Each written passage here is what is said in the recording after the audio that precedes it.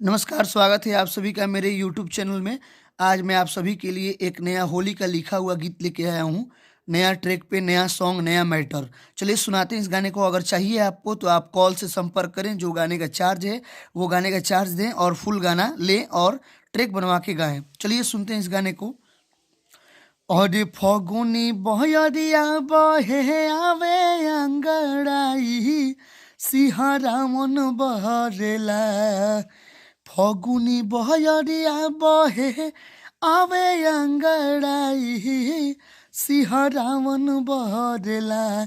कि मुहावा उहावा जनी लगाई, गुदुरा मन बहरेला। मुहावा उहावा जनी लगाई, गुदुरा मन बहरेला। फगुनी बहरिया बहे आवे अंगड़ाई, सिहरा मन बहरेला। मुहावा उहावा जनी लगाई, गुदुरा मन बहरेला। मुहावा उहावा जनी लगाई, गुदुरा मन बहरेला।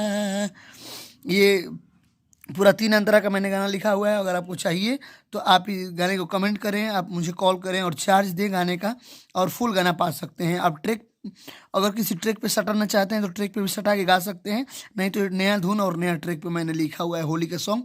तो प्लीज़ वीडियो को लाइक करें, चैनल को सब्सक्राइब करें, गाना पाने के लिए संपर्क करें। तब तक के लिए धन्यवाद।